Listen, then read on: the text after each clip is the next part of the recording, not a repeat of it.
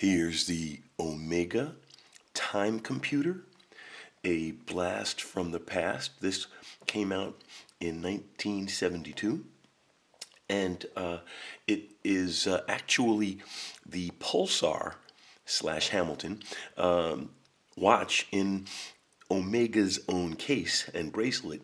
It's a white gold filled case, interestingly enough, with a steel bracelet.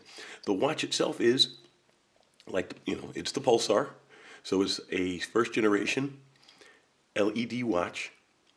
It uses light emitting diodes to display the time, because at that time LCD technology was very primitive and expensive, actually more expensive than LEDs. And actually I don't even believe LCD technology existed in any commercial form in '72. I'll have to check that. But the watch itself is a perfect example of '70s tech. Needed a battery. It needed a magnet to set the time, so because it wanted to avoid external pushers, a multitude of.